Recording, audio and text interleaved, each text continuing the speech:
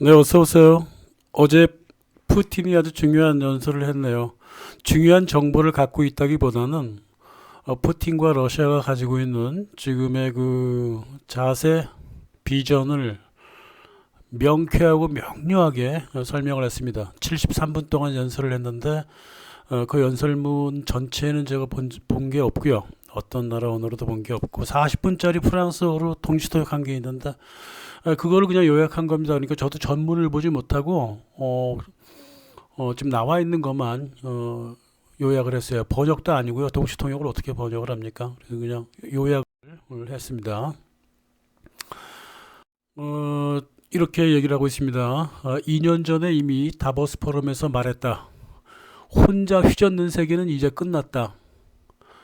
그 센터에서 만든 하나의 기준을, 그 센터가 미국이죠. 하나의 기준을 다양한 현실에 적용한다는 것 자체가 어불성설이었다. 미국은 별짓을 다 해봤지만 결국 실패했다. 강대국 하나가 모든 것을 결정한다는 것, 이것은 작동할 수가 없다. 명료하게 세계화 반대를 선언을 해버렸어요. 2007년에 이미 부드럽게 얘기를 했어요. 근데 결국은 이렇게 공개적으로 14년이죠. 14년 만에 14년 맞나? 15년 만에 다시 강조를 했습니다. 냉전에서 말하는 내용을 보세요. 냉전에서 이겼다고 미국은 자기들이 지구에 내려온 하느님의 선지자인 양 굴었다. 표현이 굉장히 강하죠. 무책임한 주제에 제 이익이 성스러운 것인 양 행동해왔다. 이제 앉아서 손 내밀며 과거처럼 살 수는 없다. 서구 국가들은 자기들이 만들어 놓은 홍수에 빠져서 인플레이션이라든가 이제 뭐 경기 불황 이런 걸 얘기하죠. 빚 이런 거 얘기한 겁니다. 과거를 지지하며 현 세계 경제 구조가 마치 영원한 듯이 밀어붙이고 있다. 경제에 의해 식민지화된 사람들을 이등 국민으로 취급하고 있다. 이렇게 강조하고 있습니다. 그래서 러시아는 이제 독자적으로 쓰겠다. 그리고 미국 주도의 세계화를 결코 용납하지 않겠다고 이제 선언한 거예요. 너무 양이 많아가지고요. 다 못하잖아요. 간단하게 이제 푸틴은 이제 러시아 경제를 압살시키려고 하는 서구 경제 제재는 실패했고, 우리는 인플레이션, 환율, 경제활동, 금리, 국제금융거래, 국제투자, 지불보증 문제, 곡물, 임금, 노후연금 등 모든 부분이 건강하다라고 굉장히 길게 설명을 해주고 있습니다. 경제 침체에 빠진 것은 오히려 유럽이다. 내년은 더 심할 것이고 이것은 그들의 자업자득이다. 내년에 더 심할 거로 다들 얘기를 하고 있죠. 이것은 지들이 만든 일이다 이 말이야.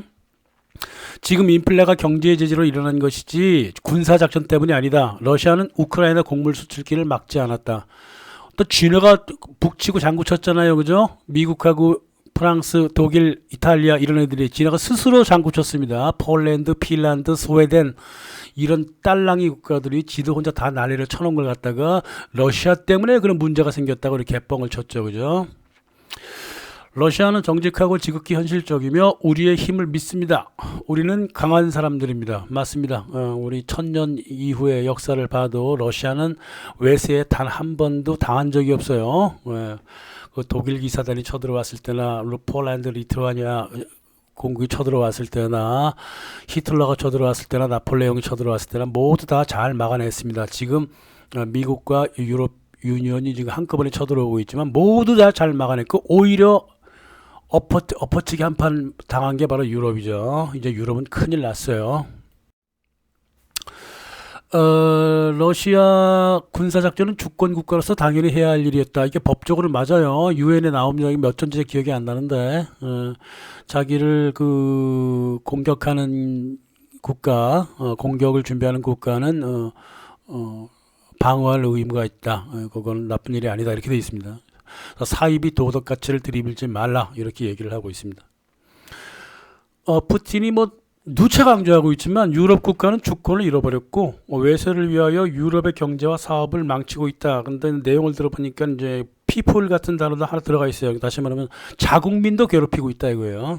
우린 자국민을 교도소 안으로 쳐 넣어버리면서 그렇게 고통스럽게 하고 제약회사에 백신을 팔아주는 유럽 국가들을 수없이 많이 지금 보고 있습니다. 몇 차례 얘기했죠. 정부는 결코 국민 편이 아니게 돼버렸습니다. 그리고 인적도 실은 없었고요.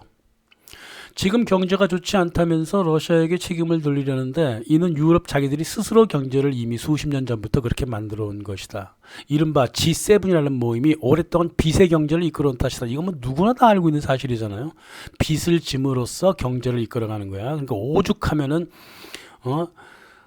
경제는 기억자도 모르는 사람들도 야 빚내서 장사해야지 이런 개소리를 끝없이 하고 있는 거예요. 그죠? 그게 바로 이들의 금융가들의 전략입니다. 그게 2020년 이후 그것이 더 악화되었다. 누가 뭐 적자 일부러 내고 적자 일부러 낸 부분에 일부러 종이돈을 융자를 받아와서 발행해서 메꾸라 그랬나?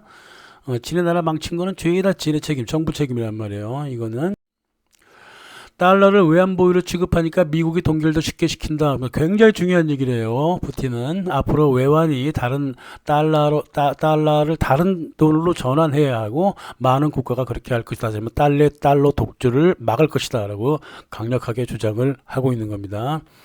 곡물 가격은 계속 오를 것이다. 군사작전 때문이 아니라 미국과 유럽의 그 올리가리들이 그렇게 해왔기 때문이다. 이들은 각지의 곡물 위기를 유발해왔다.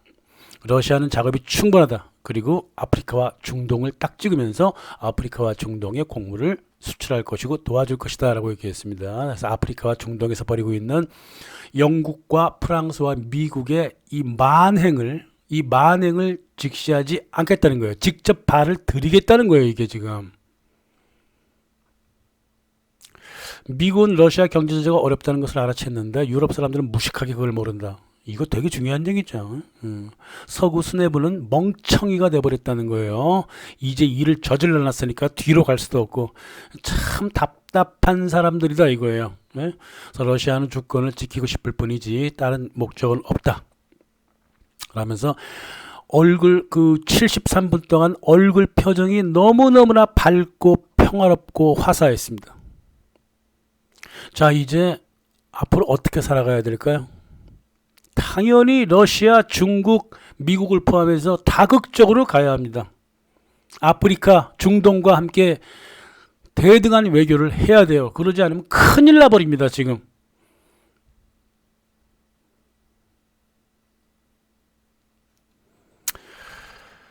미국은 이제 이미 권력을 완벽하게 잃었다고 보시면 되는 겁니다. 원래 그냥 뭐 다 뻔한 얘기인데요. 뻔한 얘기인데 푸틴 입에서 나왔기 때문에 제가 다시 한번 반복해 드리는 겁니다. 감사합니다.